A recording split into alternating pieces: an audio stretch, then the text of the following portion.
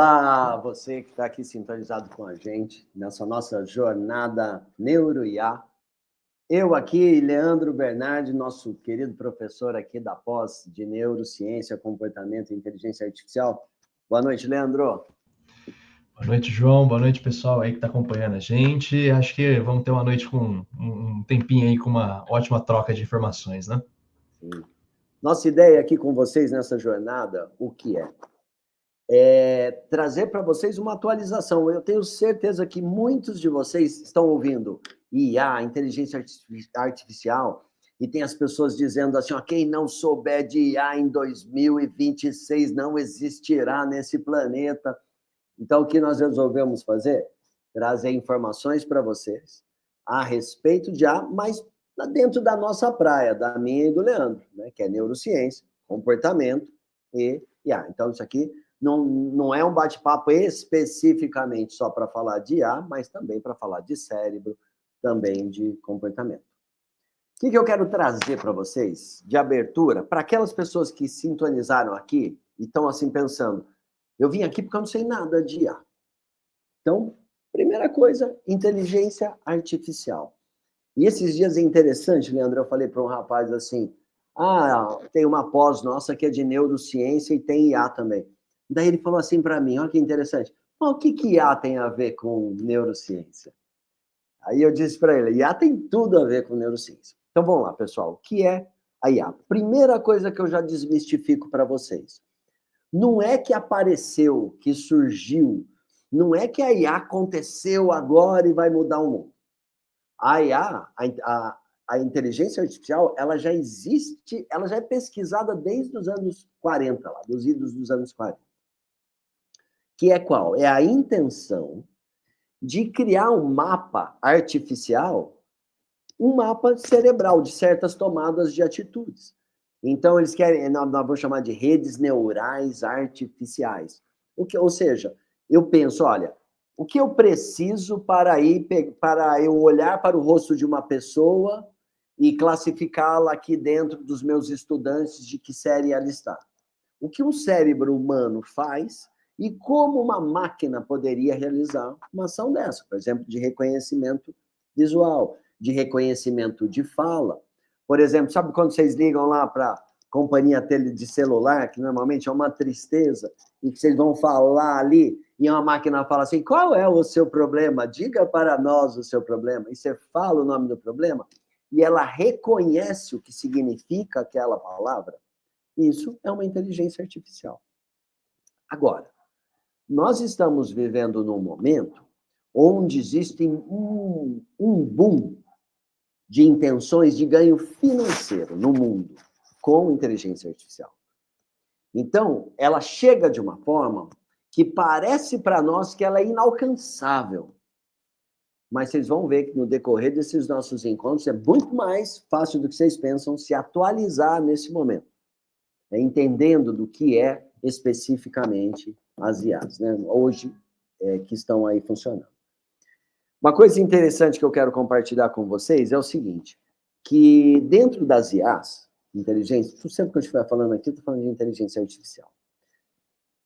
Existe uma que está acontecendo, um tipo delas que acontece já, que podemos assistir esse boom na internet, e outras duas que são possibilidades.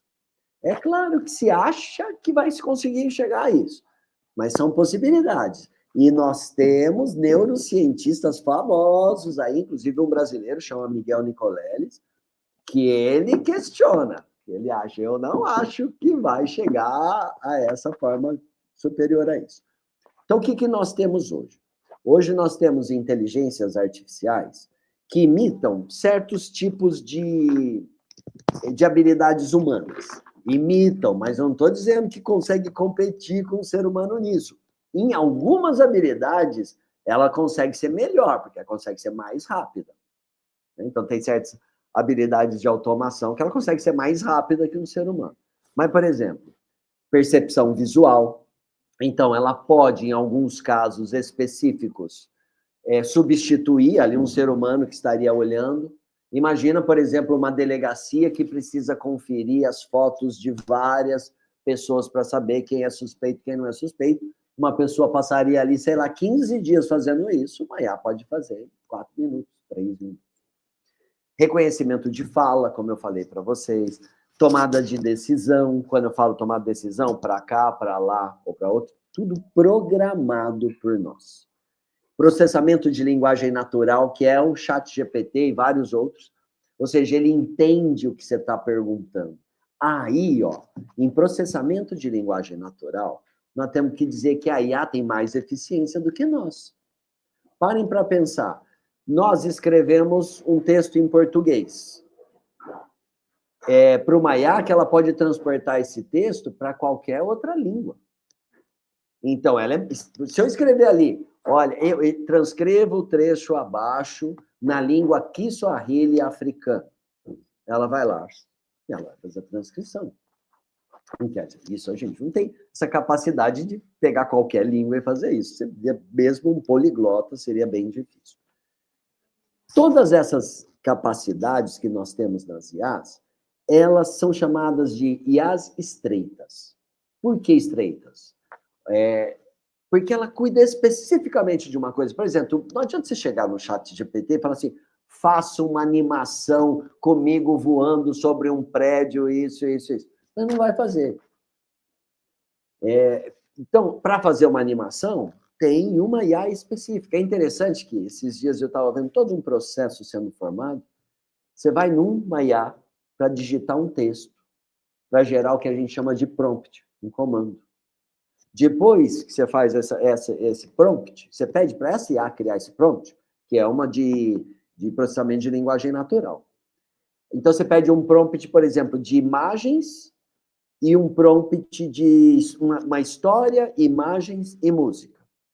Aí você vai numa outra IA que trabalha com imagens e põe aquele prompt lá, para ele criar a imagem que você quer. Aí você vai no outro de música e vai lá para ele criar a música que você quer. Aí você vai numa outra IA de animação para juntar essas duas coisas e começar a movimentar. Depois você vai numa outra de edição. Então, elas trabalham juntas, mas você não tem ainda, para desmistificar aqui, uma IA que faça tudo, que resolva os pepinos todos. A expectativa é que você tenha uma IA agora chamada de geral, no futuro, que ela vai pensar como é o nosso cérebro. Ela vai pensar dentro da teoria da mente, porque nenhuma IA faz isso hoje. Mas ela entraria nesse processo, ou seja, pensar com toda a diversidade que um ser humano tem na sua história de vida. E tem uma outra ainda, que vai ser uma super inteligência, essa que, inclusive, o Nicoleles fala que ele não acredita nem na geral e, quiçá, ainda numa super inteligência. Essa ainda está mais distante, que seria um salto quântico, porque o que seria uma IA mais inteligente que nós? Resolveria problemas nossos que nós não resolvemos até agora. Cura total do câncer poderia ser, porque talvez não tenhamos resolvido, porque não tenhamos chegado com a inteligência até esse ponto. E se a inteligência fica superior? Então, essa é a grande promessa. Mas está longe. O que eu quero trazer aqui, trazer agora a conversa com o Leandro. Leandro, existem alguns lugares, eu até anotei alguns deles aqui, ó. Tem a Economist Time nos Estados Unidos, que diz assim que a IA pode afetar negativamente a criatividade, a memória, o pensamento crítico, o julgamento ético. Ela entrevistou lá uns cientistas. Tem a MIT, que fala que ela pode homogeneizar ideias, reduzir expressão cultural, reduzir originalidade das pessoas, afetar a identidade individual. E a gente vê também, por trabalharmos nesse meio da educação, Leandro, que há muito medo e há muita coisa de dizer que a coisa vai piorar.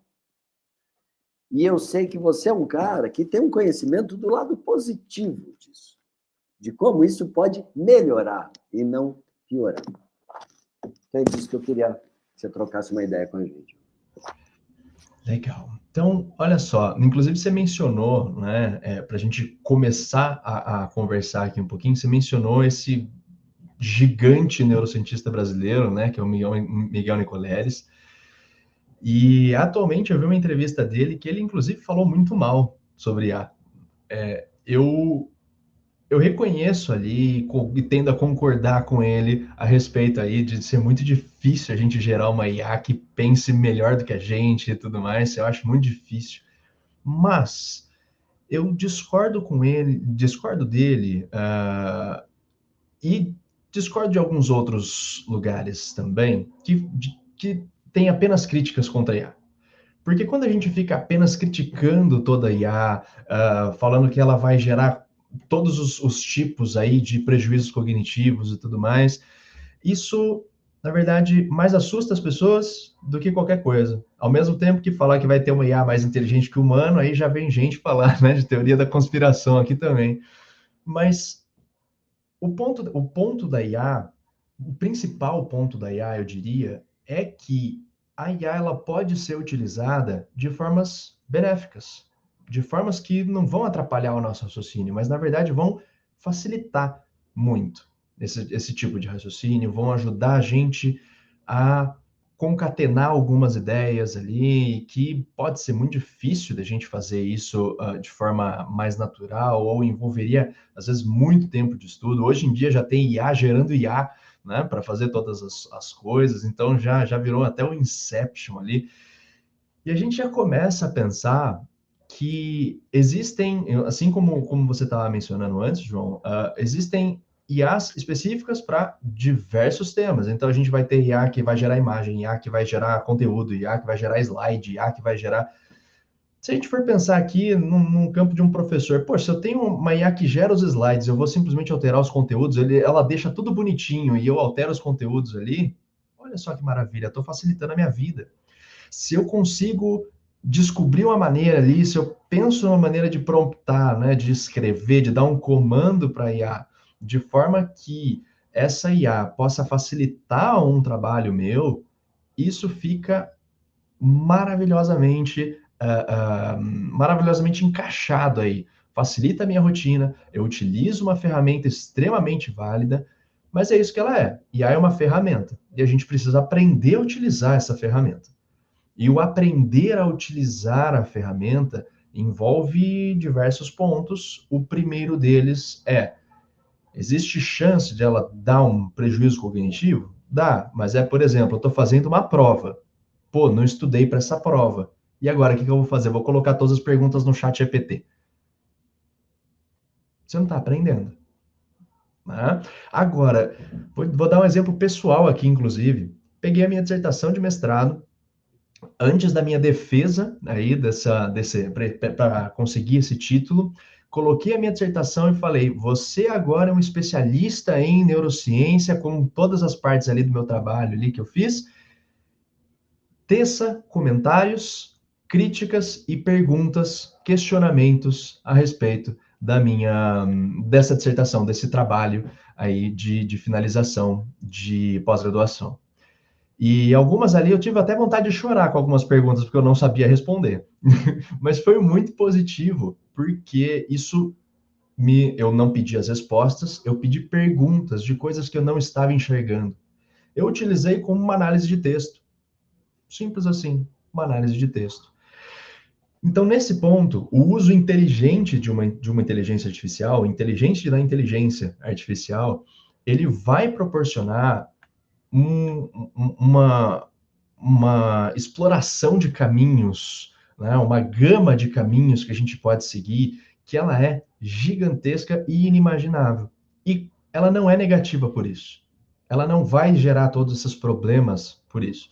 Mas a gente precisa entender também, obviamente, como é que ela funciona, qual é a IA que eu estou utilizando. Eu não vou pedir para uma IA que gera imagens falar alguma coisa da minha dissertação para mim. Ela vai gerar, sei lá, um texto, uma imagem a respeito ali daquilo que eu fiz. Não vai conseguir fazer uma análise de texto.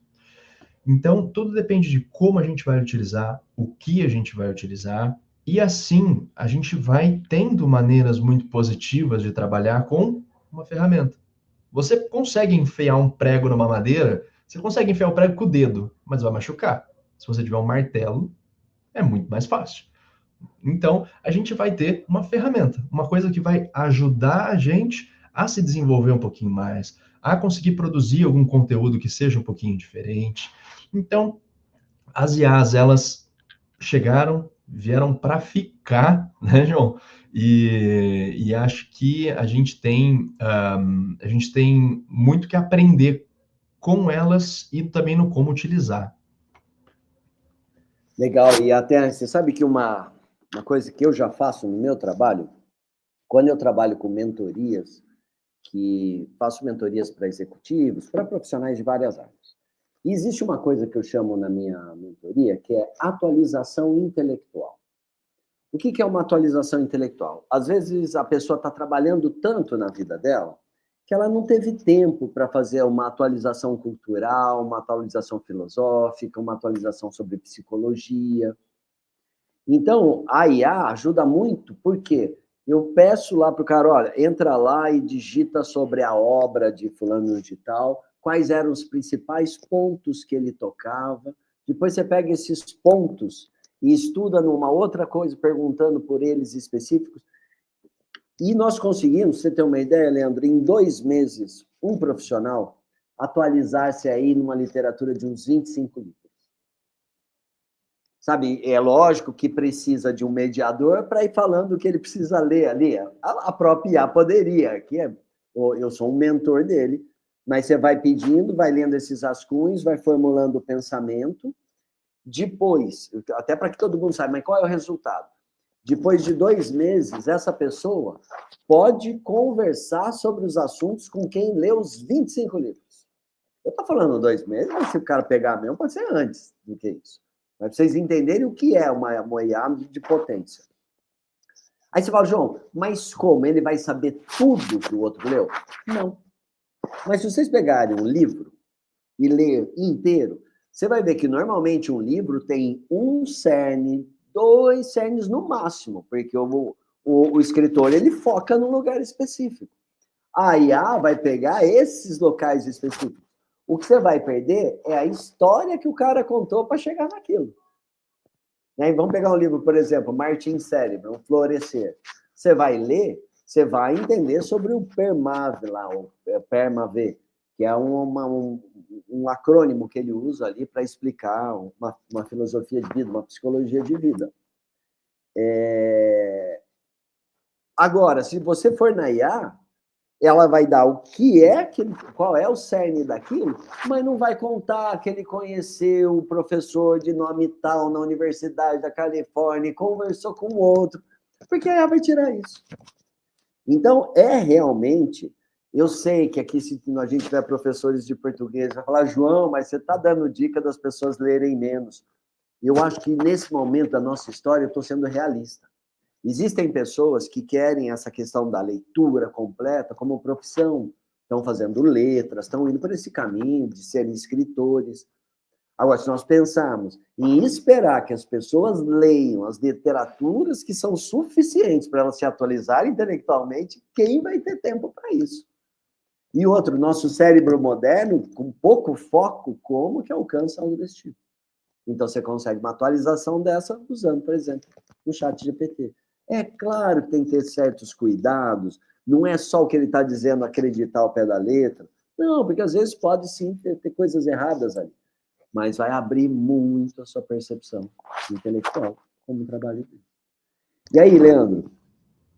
Você tem um posicionamento dentro da nossa pós-graduação, técnico ali, né? Eu coordeno o projeto, mas você está num lugar muito técnico que é, por ser neurocientista, por conhecer, está terminando agora, ou terminou uma formação de comportamento de programação neurolinguística, e ser agora o estudioso de IA, você é o cara que vai trazer todo esse mecanismo de aprendizado. Então, como que você poderia deixar um recado já assim? Como que a gente pode usar, para deixar uma mão na massa para esse tempo nosso final? Como que nós podemos usar a IA agora, ou amanhã cedo, para aprender de forma eficiente? Eu quero dizer assim, talvez não seja só lá chegar e digitar uma palavra, quero saber o que é isso. Que dica que você dá para essa estruturação de aprendizagem?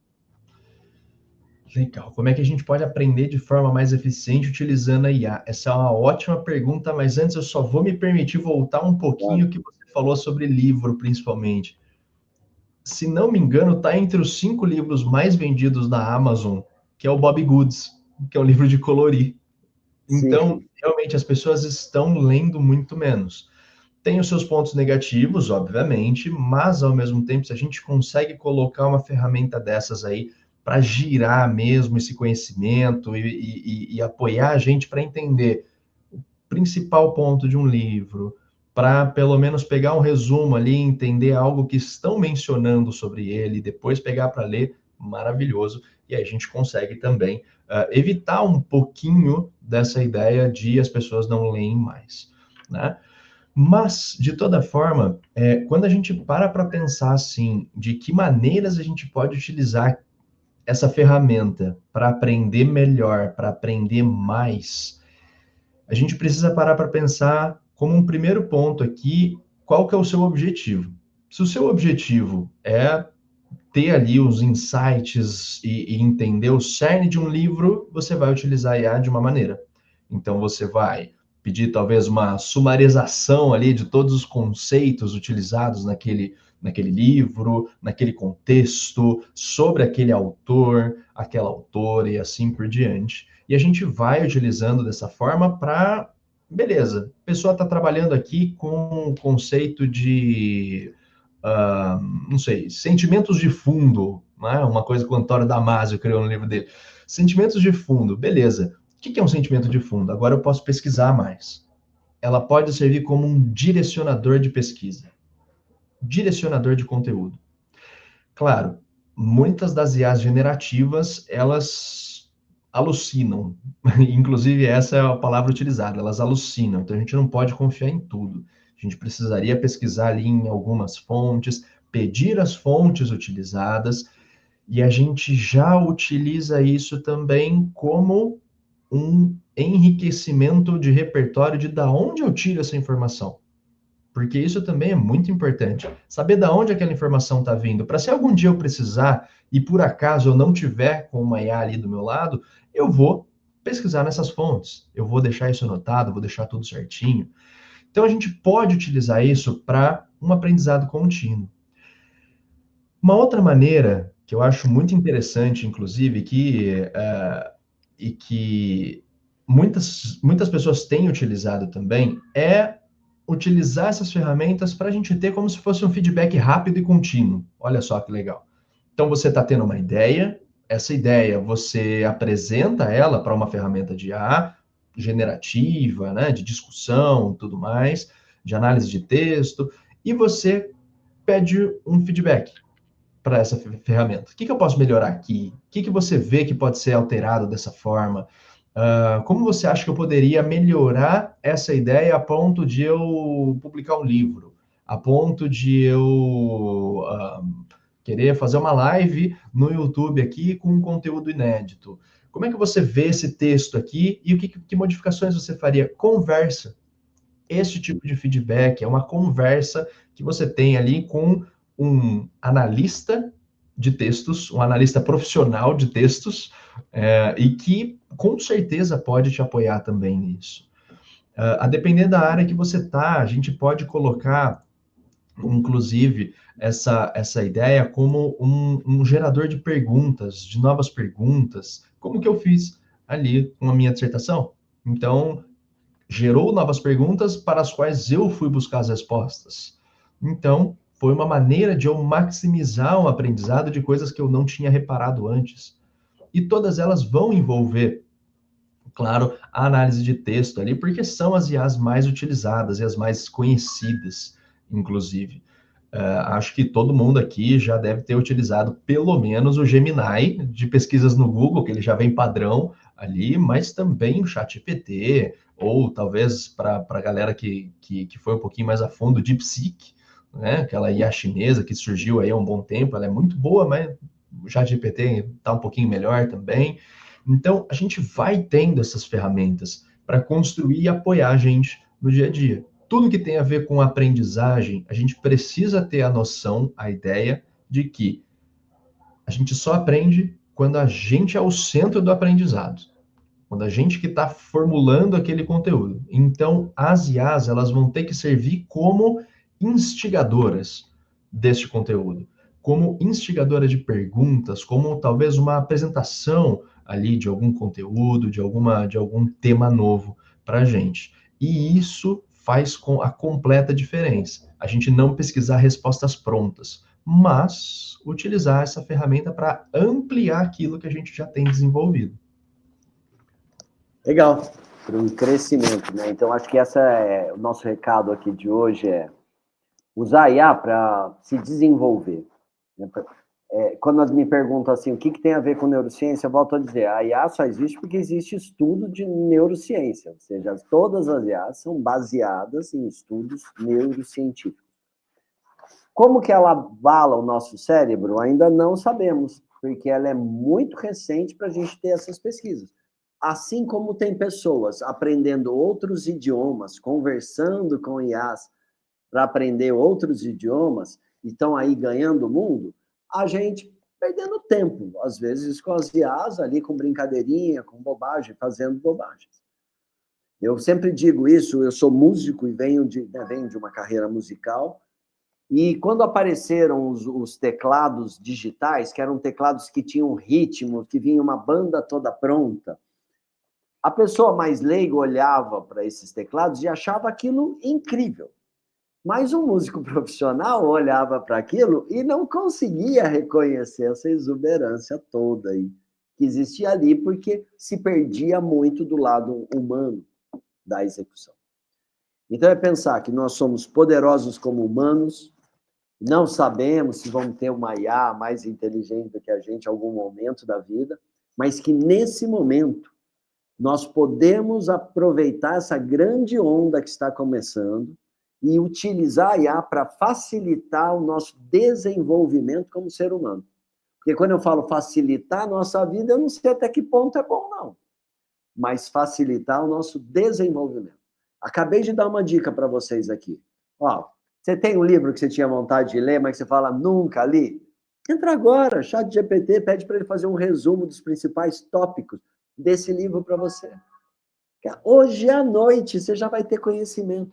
Ai, João, mas não li inteiro. Mas não precisa ler inteiro. Você precisa saber o que aquele livro está falando, para que aquilo fomente as suas ideias. E com isso a gente consiga evoluir.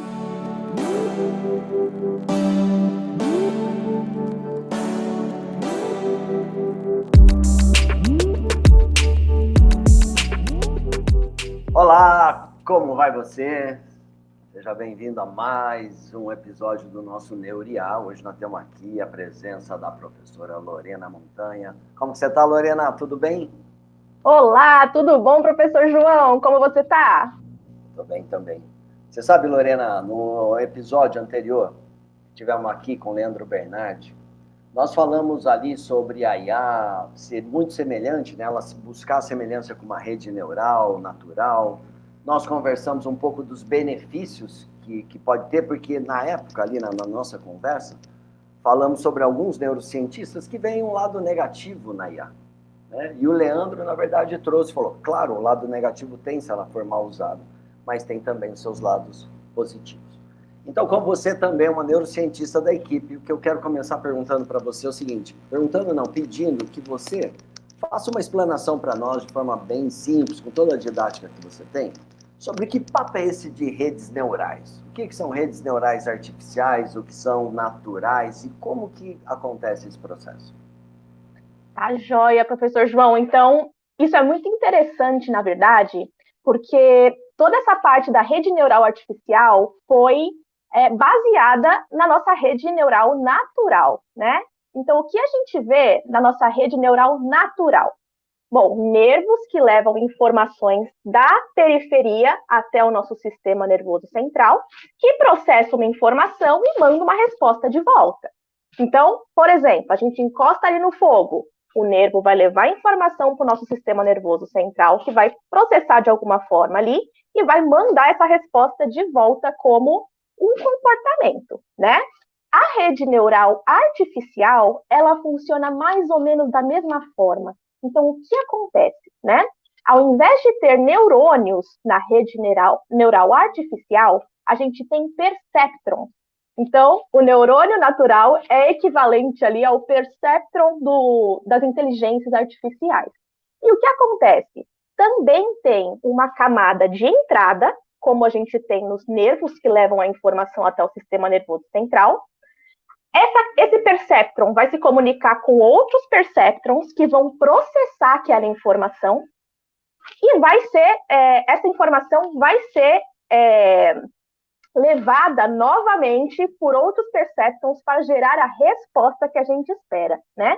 Então, por exemplo, se eu estou falando com o ChatGPT, por exemplo, essa informação chega nele, é processada e é mandada de volta por um canal de resposta, muito semelhante com o que a gente vê na nossa rede neural natural, né? Uma outra coisa muito interessante também é que essas camadas de perceptrons são baseadas também nas nossas camadas de neurônio. Então, a gente sabe nas neurociências que no nosso córtex cerebral a gente tem 6 camadas de neurônio, né?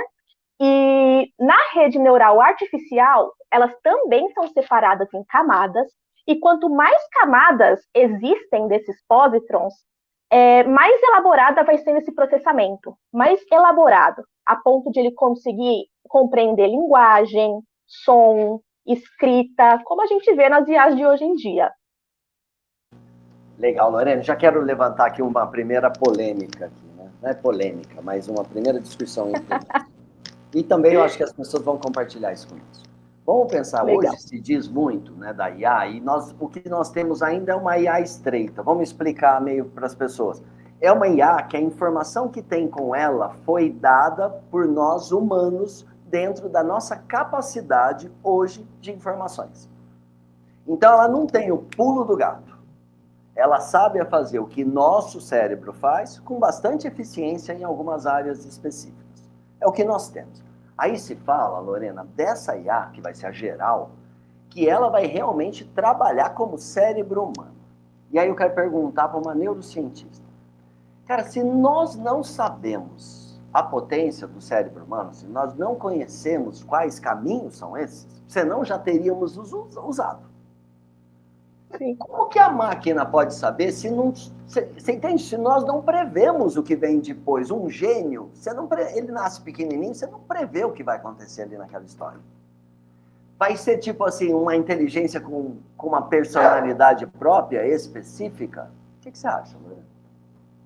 Olha, João, essa é uma boa pergunta, né? Nas neurociências, a gente sabe que o cérebro ele é muito bom em reconhecer padrões, né? Então, baseado em tudo que a gente já viveu, nas nossas memórias, no que deu certo, no que deu errado, a gente vai construindo ali uma visão do que pode vir a acontecer ou que pode vir a se tornar algo, né? A gente chama até um pouco de intuição isso é a intuição nas neurociências, né? Acredito que na inteligência artificial, a princípio, ela seja mesmo ali regada de informações, observações, e com isso ela vai prevendo o que vai acontecer. Mas o que vai vir no futuro, resta a pergunta. Não dá para saber, né? Não. Ô Lorena, em nossos estudos, por conta desse curso, nós vamos ter um lançamento esse ano. A Lorena é uma das nossas professoras de uma pós de neurociência, comportamento e inteligência artificial. Essa parte de inteligência artificial vai costurar todo esse conhecimento, uma pós do Lato Senso. Lorena, e tem uma coisa que eu tenho certeza que tem um monte de gente que está aqui nos assistindo que quer saber o que é isso, porque ouve isso o tempo todo. O que é essa coisa de algoritmo? Ou é algoritmo? É algoritmo, é algoritmo. Falaremos hoje, então, sobre os algoritmos, né? João, os algoritmos, eles também têm grande inspiração, né, na nossa base biológica, no nosso cérebro humano. E o que eles são, né? São receitinhas de bolo que a inteligência artificial vai fazendo para chegar a um resultado, para tomar uma decisão, tá? Então, por exemplo, vou dar um exemplo biológico, tá? E depois eu vou fazer o paralelo com algo artificial para a gente entender mais ou menos como funciona, né? Bom, imagina vocês que tomam café, gostam de café. Eu tenho certeza que quando vocês começaram a aprender a fazer café, é o primeiro dia que eu vou tomar café, vocês tinham que raciocinar muito sobre aquilo. Então, eu vou acordar, a cafeteira está embaixo da pia. A água, vou ter que colocar um copo de água na cafeteira. Agora é o pó. Então, a gente tem que ir pensando, a gente precisa ir raciocinando para conseguir chegar a um resultado que a gente espera, que é o café na xícara, né? Porém, depois de um tempo, a gente vai fazendo aquilo tanto e tanto e tanto, que aquilo fica automático. A gente não precisa mais raciocinar para fazer esse copo de café. A gente levanta da cama, meio sonolento, mas a gente já sabe onde está a cafeteira, onde está a água, e já faz tudo automaticamente, capaz até que de olhos fechados, né? E é mais ou menos assim que os algoritmos funcionam, né? Eles usam os nossos dados na internet, enfim, para conseguir dar resultados próximos do que a gente espera. Então, por exemplo, a gente está, por exemplo, assistindo Reels na internet, estamos assistindo Reels. Eu gosto de ver Reels de gatinhos, por exemplo, com uma boa gateira, assisto os Reels de gatinhos.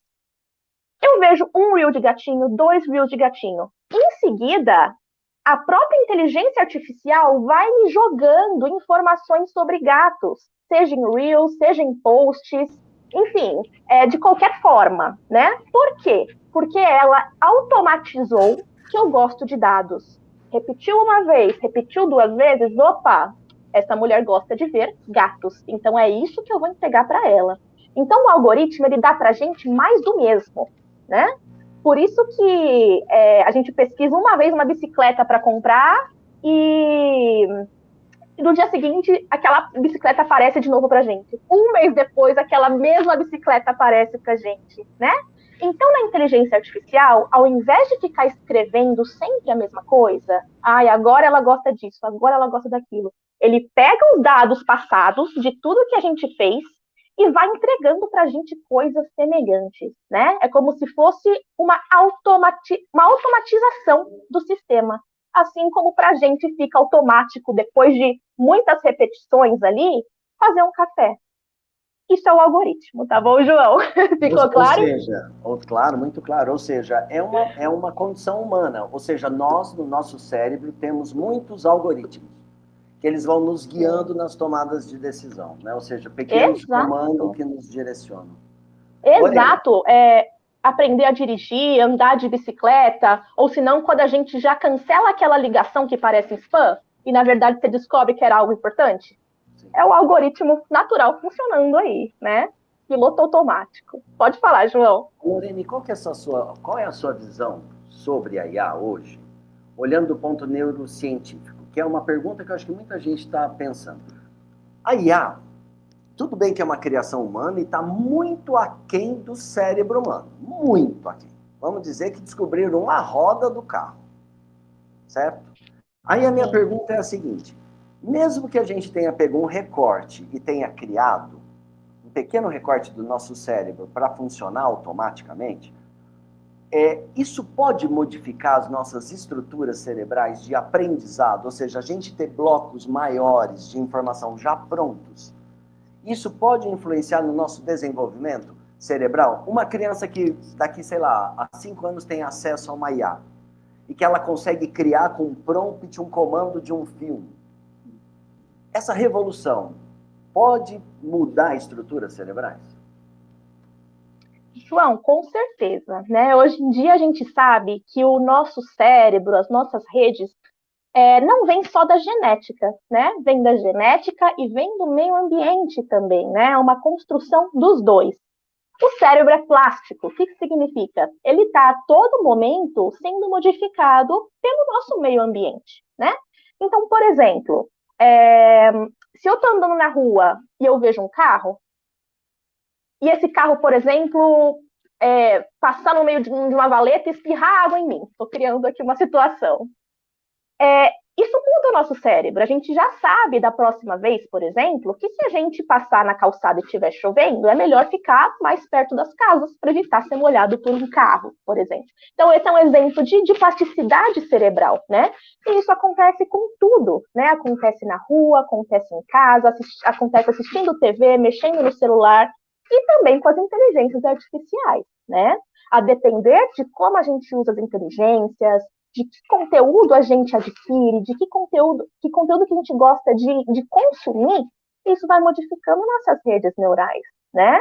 E uma outra coisa que a gente precisa ter em mente também é que nossas habilidades vão sendo desenvolvidas com treino também. Então, eu imagino uma criança que já tem contato com isso desde pequeno e consegue usar isso de forma satisfatória.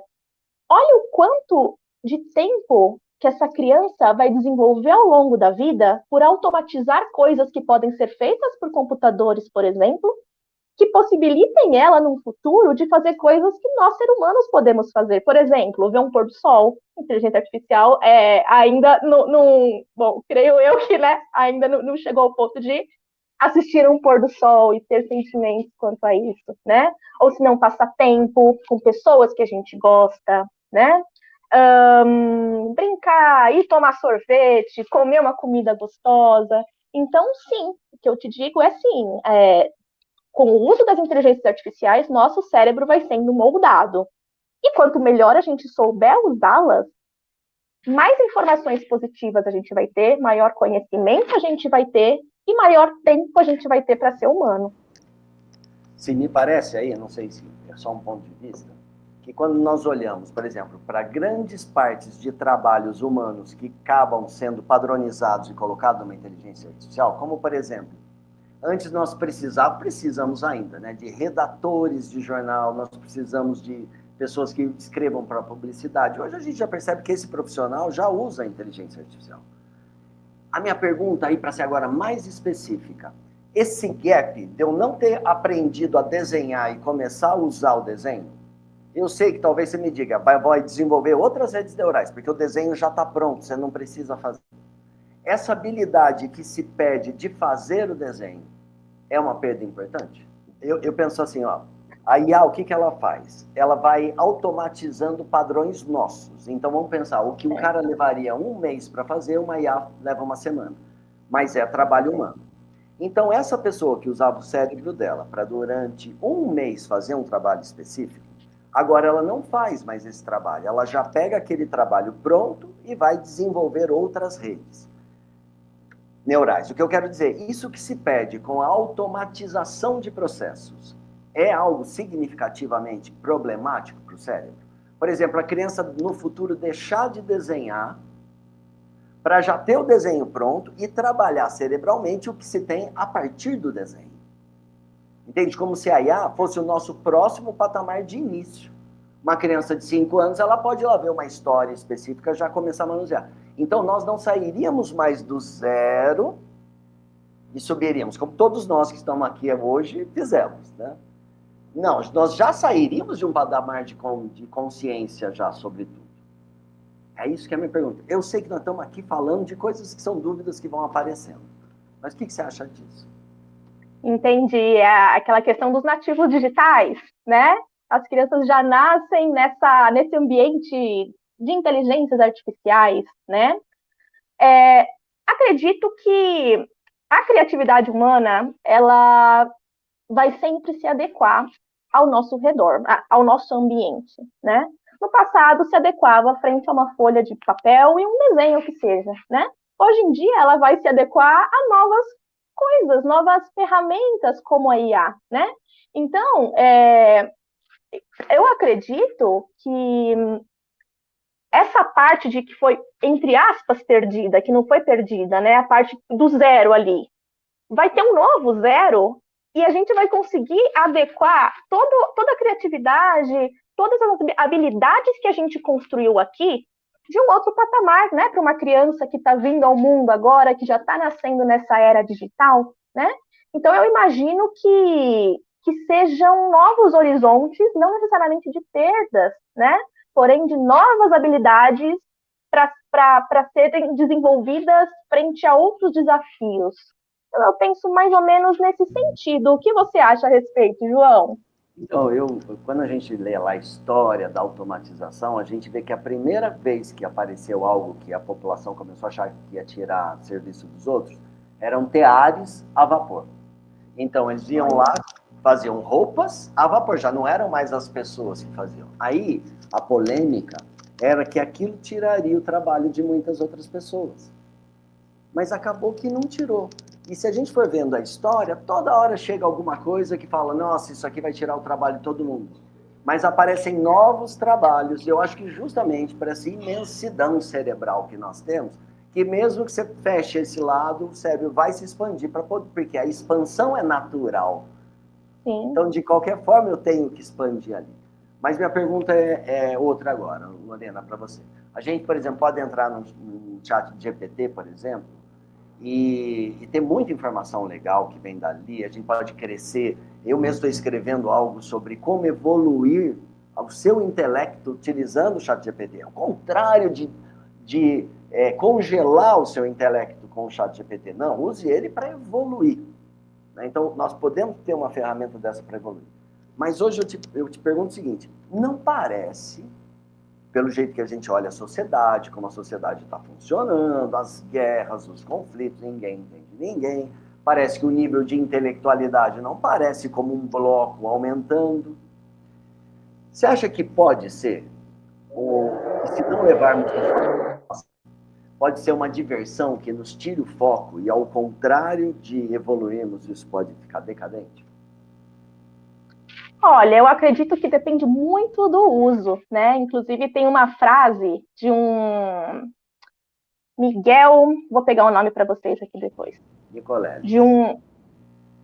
Não é o Nicoleles, é um outro Miguel, que trabalha 20 anos com inteligência artificial já, que faz um paralelo, né, da inteligência artificial com um rio, né? Então, um rio, ele pode te levar a vários caminhos, né? Pode te dar vistas bonitas, pode te levar a outros lugares, mas também tem correntezas, tem ventanias que podem mudar o curso desse rio. Basta saber usar o rio, né? Entender como ele funciona. Eu achei muito legal esse paralelo que ele fez, porque é bem isso mesmo, né? Na minha opinião, a gente tem condições de usá-la para progredir e para retroceder também, né? Vai muito do uso que a gente dá para a inteligência artificial, né? Então, por exemplo, como isso veio como um boom agora, essa questão de inteligência artificial, é claro que já vem sendo construída desde 1940, mas agora teve aquele boom, né? Eu sinto que as pessoas não sabem muito bem como usar, como auxiliar, né? Talvez uma educação quanto a isso fizesse uma baita diferença, né?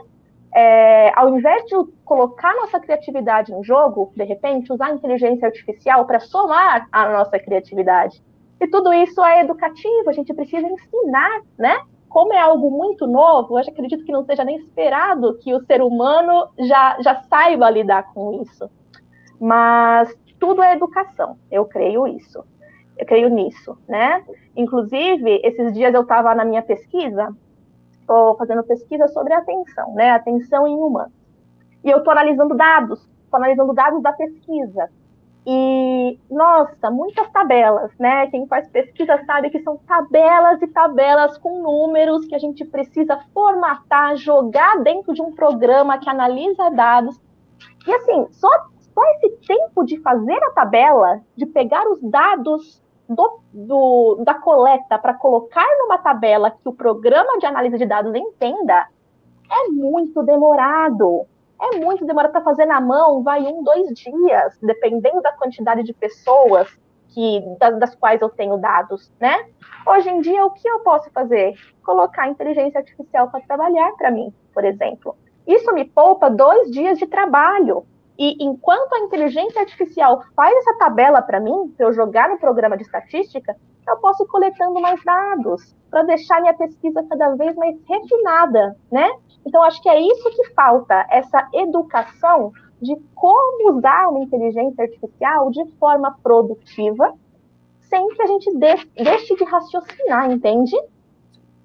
Sim. O que você acha a respeito disso? Deixa, o que eu acho a respeito disso, eu sentei junto com Thalita, Vanessa, toda a diretoria do IBFE, porque eu sei já que você também pensava isso, muita gente pensava isso, e é esse curso que... Bom, primeira coisa, o IBFE agora tem uma atualização profissional para educadores, que fala de inteligência artificial, e a atualização também traz o conceito de inteligência acelerada.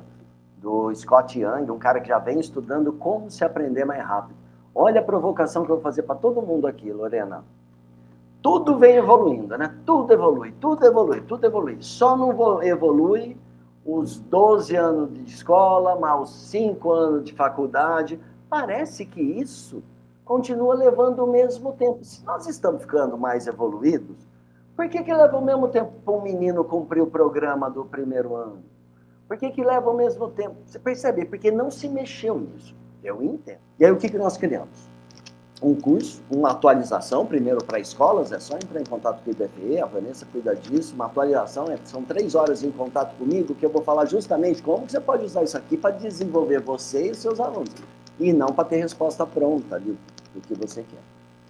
E também falando disso. Mas o importante, a pós-graduação, Lorena, você é nossa professora aí, top, ela tem os conhecimentos de neurociência, ou seja, você vai aprender tudo sobre cérebro, tudo sobre psicologia, o que pensam os caras sobre ali a questão da psicologia, só que como que nós colocamos a inteligência artificial? Não como aulas só, mas como parte para apresentar os trabalhos. Então, por exemplo, o povo tem aula de chat GPT. Primeiro, vem lá o Leandro dar uma aula. Daí entra você, com neurociência. Os seus trabalhos já vão ser todos pedidos com o chat GPT. Então, vai ser passado todo um módulo ali, um mês e meio, de você usando de forma criativa aquilo. Daí entro eu com comportamento, aí a gente usa uma outra inteligência, o Leandro vem, demonstra, usamos outro. Por quê? Porque eu acho que muita gente vê a inteligência artificial como um bicho de 7 cabeças. E, na verdade, é uma brincadeira que eu vou fazer aqui, não me mandem pedrada. Mas, na verdade, é o PowerPoint que evoluiu para o outro, para o Canva, que agora evoluiu. São evoluções de algo que a gente já tem por aí, em várias áreas. Mas já existe, não é algo sobrenatural. Quando dizem assim, nossa, quem não souber sobre isso o ano que vem vai passar fome. Eles estão falando sobre programadores, pessoas que programam a IA. Porque para nós, o que nós precisamos é saber usar. Está tudo pronto. Nós precisamos criar as coisas. Nós precisamos saber usar e digitar as coisas ali da forma convencional. Lorena, muito bom aqui ter você aqui, sempre com muita informação refinada, uma super didática. Eu acho que você é uma das pérolas da nossa equipe. Quero agradecer muito aqui a sua presença. Muito obrigada a todos, obrigada, João, obrigada, pessoal. E é isso, foi um prazer estar aqui hoje.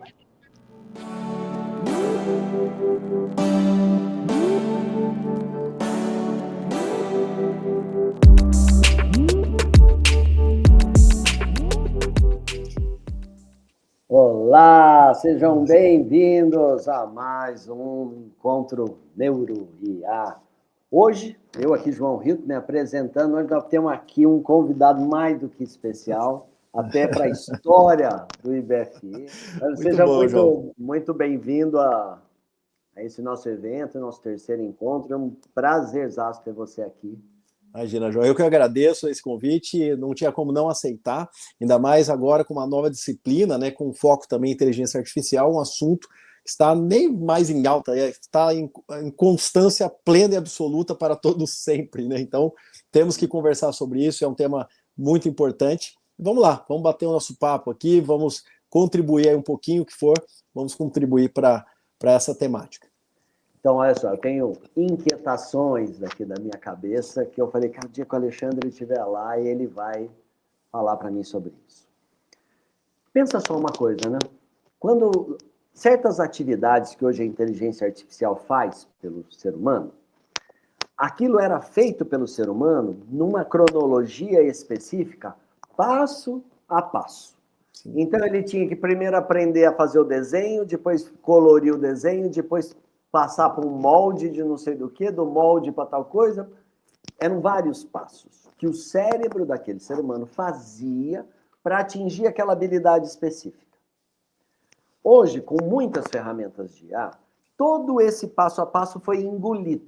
Ou seja, o cara ele já digita assim, eu quero um boneco voando com uma roupa vermelha, pá. Ele pulou tudo isso. A minha pergunta é assim, Alex, o fato dele não ter passado por essas partes e já ter pulado isso interfere em alguma coisa no desenvolvimento desse cognitivo? Essa é uma pergunta extremamente importante, porque nós temos que pensar que a inteligência artificial ela veio para nos ajudar, facilitar a nossa vida, otimizar, mas ela também tem que ser um instrumento da nossa aprendizagem. Isso eu acho que é o primeiro ponto importante, né? Então, por exemplo, do jeito que você elaborou a pergunta, da forma que você me falou, você tá me dizendo o seguinte: antes a pessoa tinha que fazer todo o passo a passo, construir bonitinho, dela um trabalho gigantesco, né? Hoje ela vai dar as instruções, a inteligência faz. Mas a gente tem que lembrar que para você dar a instrução para a inteligência, você tem que conhecer aquilo que você quer produzir, tá? Então, eu sempre falo, o conhecimento ele é primordial sempre. Nós, seres humanos, temos que ter conhecimento primordial sempre. Foi feito um experimento, se eu não estiver enganado, foi feito nos Estados Unidos, onde eles pegaram a inteligência artificial e fizeram exatamente isso que você me falou, só que tinha um viés aí. 2 grupos receberam uma conta de matemática que eles tinham que resolver, tá? Só que um ia resolver com a inteligência artificial, o outro ia resolver na mão, ali no suor. Soltaram, eles começaram a resolver e, obviamente, quem estava com a inteligência artificial resolveu muito, muito rápido e chegou no resultado que era o resultado esperado. O outro grupo teve que ralar, demorou mais tempo, mas acabou chegando no mesmo resultado. Então, eles concluíram a inteligência artificial é melhor do que a inteligência humana, passo a passo e tudo mais. Contudo, uma semana depois, eles chamaram esses grupos e fizeram a seguinte pergunta. Chamou o grupo que trabalhou com inteligência artificial e falou assim: fala aí daquele problema matemático que eu passei para vocês resolverem. A maioria esmagadora nem lembrava do problema. Nem lembrava do problema. Já o grupo que resolveu na mão, eles lembravam em detalhes as resoluções, o que eles tiveram e tudo mais. Então aí já começa a ver um grande ponto, né? A inteligência artificial ela vem para facilitar, mas temos que tomar muito cuidado para ela não deixar a gente passivo. E isso é um perigo na passividade, tá? Então usar sempre a inteligência artificial como instrumento de melhoria do nosso conhecimento é um passo importantíssimo, né? Eu vou lá, peço para a inteligência artificial preparar para mim um texto sobre Albert Einstein. Tá, ela vai criar um texto sobre Albert Einstein para você.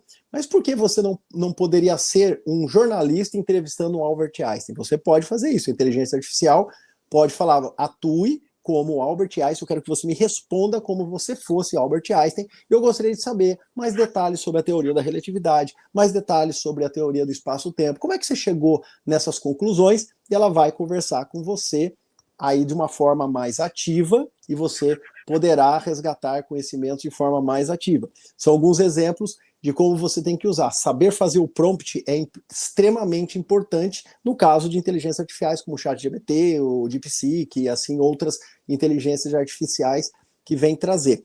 E aí eu vou responder agora a questão do neurodesenvolvimento. Pesquisas que já estão sendo realizadas já há alguns anos, tá? Tem uma de 2024, onde fizeram ressonância magnética funcional do córtex frontal, logicamente com ênfase nas áreas pré-frontais e tudo mais, e já observaram atrofiamento das áreas pré-frontais devido à facilitação que toda essa tecnologia, não é só a inteligência artificial, mas toda a tecnologia está nos induzindo a ser mais passivos. Então temos que lembrar que temos que sempre usar o nosso conhecimento ao nosso favor, fazendo uma construção. Temos uma máquina poderosa que é o nosso cérebro, então usar sempre com sabedoria é o passo, acho, principal dentro desse contexto. Muito legal. E, cara, você sabe quando você fala ali, né, conversar com a Albert Einstein, tem ali uma inteligência artificial, que são várias personalidades que você conversa com eles, né? Aqui só deixando claro, para quem é mais leigo, quando você fala conversa com ele, não necessariamente é uma IA espírita, que você vai sentar e vai conversar. Para explicar isso de forma clara, para quem não sabe, é uma coleta imensa de dados a respeito daquela pessoa, de tudo que é lugar que eles puderam coletar do planeta. Então, ali se forma uma personalidade, um jeito de falar, com certeza, de pensar, né? Então, e isso é muito evolutivo. Alexandre, eu penso assim, ó, imagina que um estudante, um garoto estudando em casa, que ele quer aprender sobre a guerra dos farrapos, E aí o professor elenca lá para ele, fala assim, ó, hoje à noite você vai falar sobre Guerra dos Farrapos com um desses caras aí, ó. Exato. E aí tem vários que participaram ali. E o outro grupo vai falar com o outro cara lá. E o outro grupo, aí vocês vão vir aqui para debater cada grupo quem que tem razão. Exato. Exatamente. Totalmente isso seria fantástico. Diferente de ler livros, ó, totalmente Exato. Diferente de pegar livros para ler, se chegar uma... Não sou contra livro, mas é muito mais dinâmico o processo. Exatamente. E assim, e se torna dinâmico porque um grupo vai ter que mostrar o que aquele personagem respondeu, o outro grupo, o outro personagem, para que construa um todo. Então, é um processo ativo. Esse processo, ele é ativo. Tá? O processo de escrita, por exemplo, eu sempre falo assim, ó, eu posso pegar o ChatGPT, pedir para ele fazer um texto para mim de um assunto específico, posso pegar uma outra inteligência, como o Gamma AI, que vai montar uns slides para mim, bonitos, com imagens e tudo mais, e organizar aquelas ideias, só que eu preciso conhecer o conteúdo. Eu não posso pedir para ela produzir, né, porque já teve caso, por exemplo, que eu já vi de relatos de pessoas que trabalham com inteligência artificial, dela fazer uma pergunta para o ChatGPT sobre, por exemplo, as leis de Newton. E ele falou que tinha mais de 8 leis de Newton. E não tem. Aí ele falou, você se equivocou, não tem 8 leis de Newton. Ele falou, é verdade, eu me equivoquei. E aí ele continuou, ele falou das 3 primeiras, as principais leis de Newton e tudo mais. Então nós temos que tomar cuidado que sempre, às vezes, pode ter errinhos. Se você pede para ela citar, fazer uma citação bibliográfica, é muito perigoso, porque ela pode errar, tá? Eu já tive casos comigo. Ela cita que foi alguém que falou sobre aquilo, quando você vai ver, nem existe a pessoa, nem existe aquele nome. Então, temos que ter bastante critério, né? Criação de critério. Então, a inteligência, ela veio para nos facilitar a vida, otimizar alguns processos, né, de forma bastante dinâmica. Por exemplo, um jornalista que tem que fazer, por exemplo, um checklist das principais notícias para fazer resumos daquelas principais notícias, ele pode otimizar uma inteligência artificial que possa fazer para ele a captação dessas principais notícias e resumos, enquanto ele pode estar curtindo com o filho dele naquele momento. Quando ele volta, já está pronto e ele organiza tudo isso para que seja apresentado de uma forma mais popular, que o público possa ler essas reportagens e tudo mais. Então, é um jeito de otimizar também, né, até profissões e tudo mais. Então, é um outro ponto, né, bastante importante aqui para destacar. Você sabe uma coisa interessante que eu venho pensando, nem não vi ainda pesquisa sobre isso, que talvez o aprendizado de línguas, quando talvez aquela pessoa, eu pensando como psicanalista aqui, que talvez aquela pessoa, que o que dificulta o aprendizado da conversação, ela está na frente de uma outra pessoa, que talvez se ela realmente encarar que aquilo é uma IA, que talvez ela pratique a língua, conversando Exato. Ali na frente, sem o acanhamento que isso. E tem vários aplicativos, né, com IA que ensinam, né, ele vai até corrigindo pronúncia, corrigindo erros gramaticais e tudo mais, só que aí é como você disse, é uma inteligência que está ali. Não é um ser humano que está te julgando, Sim. que você errou, nossa, a pronúncia aí está horrível, hein? Isso é muito vantajoso, né? Que nem assim, nós professores, né, eu já usei muito a questão de inteligência artificial para me facilitar na montagem de uma aula. Só que eu tinha o meu texto, eu tinha o texto que eu já tinha as principais estruturas e tudo mais, e aí por exemplo, a Gamma AI organizou para mim, aí eu vi se não tinha nenhum erro, porque às vezes até o Gamma pode errar, né? Às vezes uma letrinha a mais, duplicar a palavra, tem que ver, passa tudo, faz o checklist, porque senão você cai em armadilha. Tá? Eu conheço casos, por exemplo, dentro da PUC Campinas, né, onde eu trabalho, né, também, uma professora de psicologia, ela pediu para os alunos fazerem, era um termo de estrutura de alguma coisa na psicologia, então tinha a palavra estrutura, e elas colocaram de qualquer jeito no prompt. Aí adivinha, a ChatGPT ele interpretou como estrutura no sentido de arquitetura. E elas pegaram isso, montaram uma apresentação e apresentaram no curso de psicologia toda uma apresentação de arquitetura. E aí elas tomaram 0 por causa disso. O grupo inteiro tomou 0 por causa que não se atentaram a esse pequeno detalhe que o jeito, como eu disse, o jeito que se pergunta é o jeito que vai sair. Que nem, por exemplo, a inteligência artificial ela foi construída baseada nas redes neurais humanas. onde neurônios, através das sinapses, né, sinapses, no nosso caso, principalmente sinapses químicas, eles vão se comunicando, e quanto mais acionamos estas sinapses, mais elas se fortalecem. Quanto menos a gente aciona, mais ela enfraquece. O princípio de um neurônio artificial, né, que é usado, né, dentro da construção da inteligência artificial, é a mesma coisa. Ela tem uma região de recepção, que seriam os dendritos, né, do neurônio artificial, a região de corpo, que é o processamento, e a região de saída. Quando você monta isso em rede, você tem as entradas da rede, a região oculta, que seria as áreas intermediárias nossas, das redes neurais, e a saída, que é a resposta que nós damos. Então, quanto melhor a pergunta, mais precisa será. Quanto mais você conversa com a inteligência artificial, mais ela vai aprendendo daquilo que você se interessa sobre você, tanto que o ChatGPT, ele já me chama sempre: olá, professor Alexandre Rezende. Bom dia, professor Alexandre Rezende. Mas ele fala: bom dia, o que eu posso te ajudar? E tem dia que ele fala assim: olá, professor Alexandre, tudo bem com você? Eu falo: tudo bem, obrigado. Ele falou: que ótimo, se eu puder fazer algo por você, tudo. Então já estamos ficando íntimos, né? Passa o ponto errado nesse momento. Exatamente. Então já tem aí a gente já está tendo já uma interação, né, bastante importante, né? Importante. E tem alguns casos bizarros que eu já ouvi falar de inteligência artificial, por exemplo, ela é uma menina que estava conversando com a inteligência artificial, ela gostava muito de como ela escrevia, então ela colocava texto para a inteligência corrigir, e a inteligência falou: você escreve de forma brilhante, eu até me casaria com você. E ela falou: legal, que bom, eu casaria com você também, naquela brincadeira com a IA. Quando a mãe dela foi usar o ChatGPT, a inteligência chamou ela de sogra. Olha isso, hein? Chamou ela de sogra. E ela até assustou, foi: como assim? Aí a filha contou: não, que a gente estava brincando, que ela falou que queria casar comigo. Então isso dá uns medinhos, tá? Isso me dá uns medinhos bastante importante. Alex, e olha só, agora para uma pergunta que ela vai ter talvez aí um âmbito mais técnico e também um âmbito um pouco filosófico. Nós estamos hoje no momento da IA estreita, né? Essa IA, hoje a inteligência artificial, o que faz algumas atividades humanas de forma mais dinâmica, mais rápida, em maior produtividade, é o que nós temos. E aí, o que ela já sabe é aprender conosco. Ou seja, o que é aprender conosco? Você vai lá, você digita uma coisa, ela está guardando as informações, estão aprendendo, ou seja, ela já sabe isso.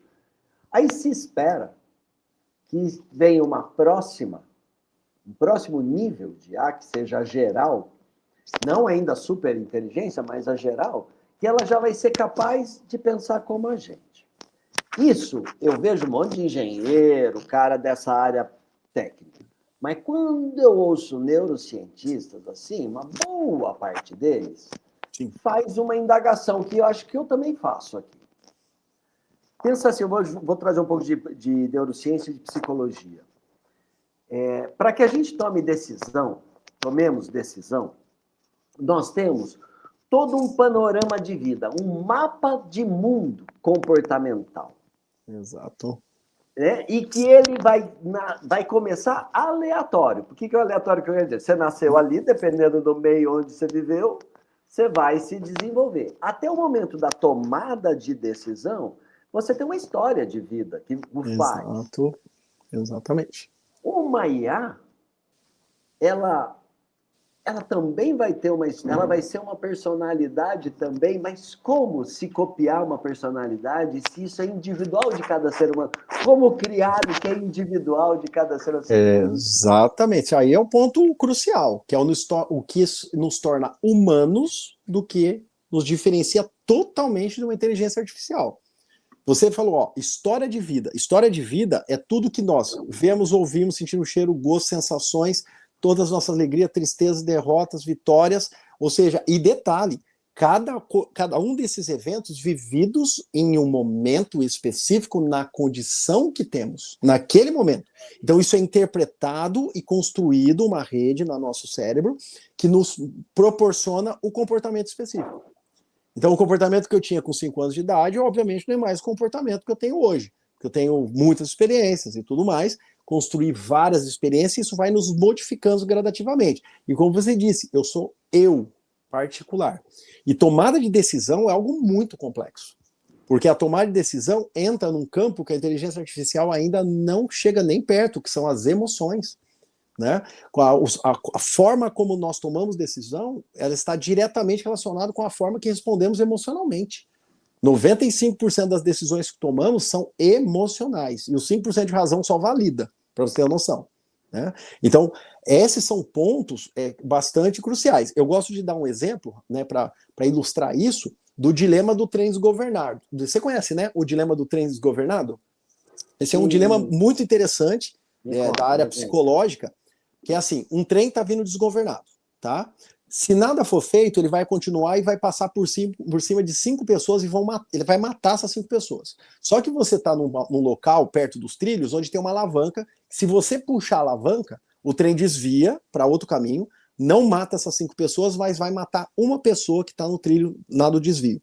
Aí a pergunta é, você puxa ou não puxa a alavanca? Né? Você puxa a alavanca para poupar 5 em detrimento de 1, ou você deixa os 5 morrer?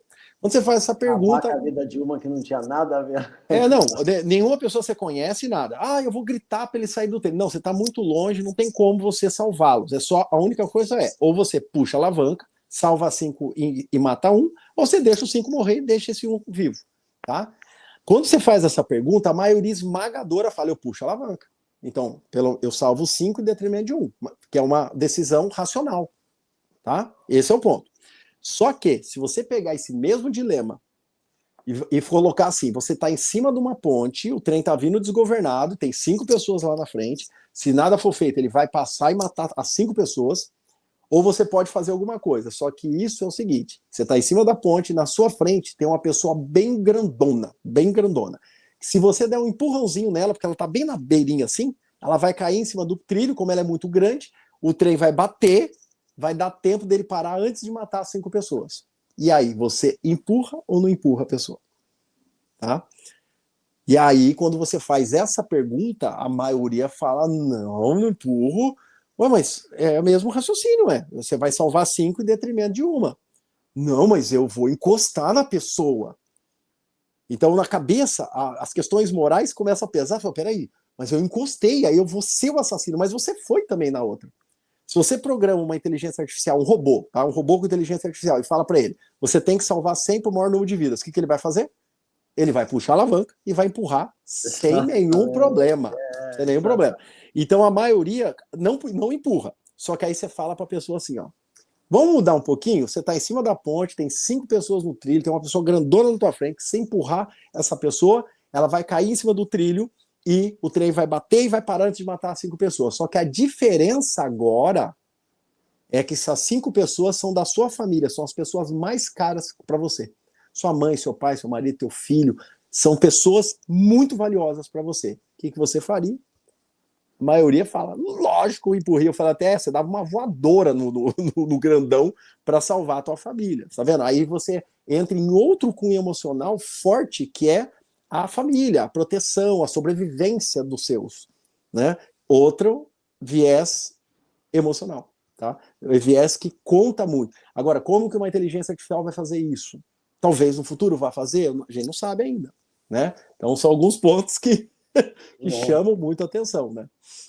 Muito bom, muito bom. Esse papo está indo muito bem aqui, nós temos pouco tempo.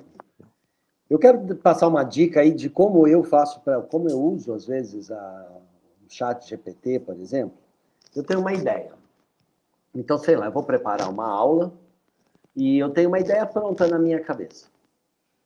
Eu digito a ideia e peço para ele ser o advogado do diabo. Não escrevo exatamente assim, mas eu peço que ele ache problemas aonde eu... às vezes digito, qual pergunta, vírgula, se me fizessem, eu não saberia responder dentro da... E aí você começa a se divertir. Não significa que eu dou a ele o poder de ser um oráculo absoluto da verdade, mas a ser uma provocação, um provocador do meu intelectual. Pode ser até que quando ele me fale, se eu fizer essa pergunta não tem resposta, e ter resposta na minha cabeça, eu desconsiderar aquilo. Mas pode ser que ele realmente ache ali uma pergunta que vai fazer com que eu evolua o meu pensamento. E é com uma máquina. Estou preparando uma aula que uma máquina está me ajudando a evoluir ainda mais nas perguntas que eu posso responder. Você sabe, João, você fez eu lembrar de um professor, infelizmente eu não vou lembrar o nome dele. Eu assisti a palestra dele, eu acho que foi em 2003 ou 2004, sobre método científico. E ele disse algo no final, que método científico é lá, como é que é a pergunta que você faz, aí você faz experimento, resultado, discussão, conclusão, né? Todo método científico que qualquer pesquisador faz. E no final da palestra, né, ele disse essa frase que eu nunca mais esqueci. Ele chegou na frase e falou assim, no final da palestra, falou: então, jovens, eu queria deixar uma última frase para vocês. Quem não pergunta corre um sério risco de morrer feliz. Gente, essa frase bugou minha mente, porque ele criticou ferozmente a frase: a ignorância é uma bênção. Então, quem pergunta corre um sério risco de morrer feliz. Então, pergunte. E aí você tocou no ponto. Saber perguntar tem que ter, você tem que ter uma estrutura crítica muito forte dentro de você. E como você adquire a parte crítica dentro de você? Lendo, leitura, alimentando o seu cérebro sempre com conhecimento, para que quando você for utilizar uma inteligência artificial, você saiba o que perguntar, ou a forma como pergunta. O prompt é o segredo. É o segredo. Você não fala assim, ó, crie tal coisa. É uma coisa. Atue como especialista nessa área e mostre para mim um ponto importante para criar uma estrutura assim, assim, assado. Quanto mais você der as diretrizes, melhor vai ser a resposta. E tem uma outra coisa que eu vi, né? A nossa querida Renata Capovilla, você deve conhecer ela, Renata Capovilla, né? Nossa professora, né, ela está no EBFA em vários lugares. Ela deu um exemplo que eu achei fantástico. Ela que fez uma redação do Enem, tá? Ela deu uma participação no curso de especialização que eu estava dando, né, na PUC, e ela deu um exemplo que eu achei incrível. Ela mesma fez uma redação do próprio punho, do Enem, e ela pediu, né, para a inteligência artificial avaliar a avaliação com o critério. Haja como um avaliador específico do Enem, e avalie. E a redação dela deu 890 ou 900 e alguma coisa. Não deu 1000. E ela perguntou: me dê dicas para eu melhorar a minha redação para que ela se torne 1000. Ela não disse reescreva a redação para que ela se torne 1000, porque ela sabe que se ela fizer isso, vai ser passivo e ela vai ter que decorar uma redação? Não. Então a dica foi: treine e dê dicas para que eu refaça a minha redação e transforme ela em nota 1000. Aí sim o processo se torna ativo. Extremamente ativo. Então essa é uma dica de ouro, tá? De você usar a inteligência artificial sempre ao seu favor para ganhar conhecimento. Tá? Se caso contrário, você se torna passivo e o teu cérebro adora sombra e água fresca e ele vai querer não fazer as coisas. Tanto que temos hoje exemplos aí de rodo no dia a dia, pessoas que não têm paciência para ver vídeos longos, pessoas que não têm paciência para ler textos longos, tá? E isso está causando o que os americanos chamam de brain rot, né? O cérebro apodrecido, né? O apodrecimento cerebral, tá? Que foi evidenciado nesses trabalhos que a gente está vendo aí, né? Um que eu acabei de ler, ele mostrou, por exemplo, uma região nossa, que é o giro cingulado anterior, extremamente importante nos processos de atenção, estão menores. Outro problema gerado por excesso, né? Excesso de facilitadores, né? Os processos atencionais fragmentados, né? Então, outros problemas que são gerados. Mas a inteligência veio para nos ajudar, nos melhorar, e isso deve deixar sempre muito claro. Tá? Você é contra a inteligência artificial? De hipótese alguma. Eu não sou contra, em hipótese alguma. Eu só sou um crítico da forma como ela precisa ser usada, de forma com sabedoria, para que você consiga agregar mais, melhorar-se mais. Tá? Esses são pontos que tem que ser chamados sempre muita atenção. Muito bom, Alex. Muito bom. Alex é uma forma carinhosa que eu chamo nosso professor Alexandre. Exato. Você sabe, João, que o meu orientador só me chamava de Alex. Olha só. Ele nunca me chamava de Alexandre. Ele falava: Alex, vem cá na minha sala. Alex. É isso. Muito obrigado a sua participação aí, sempre brilhante. Pessoal, vou contar uma coisa para vocês. Nós temos aqui como lançamento uma pós-graduação, onde nós vamos falar de inteligência artificial, mas de uma outra forma. Nós vamos entregar um conteúdo de neurociência ligada ao comportamento, um conteúdo de psicologia ligado ao comportamento. E aonde a inteligência artificial vai entrar? Em todos os trabalhos do grupo. Ou seja, é a mão na massa. O professor vai lá 1h50 da aula e depois tem uma tarefa feita em IA. Ou seja, é uma mão na massa. Você termina uma pós e você também vira especialista em uso das IAs que nós temos aí. Estou pensando muito, sabe, falar para a Vanessa para a gente continuar mais umas terças-feiras, mas depois em off eu converso com ela. Exato. Pessoal, muito obrigado, Alexandre. Eu que agradeço, João, foi um prazer, gente. Prazer meu, até a próxima. Valeu. Até a próxima, valeu.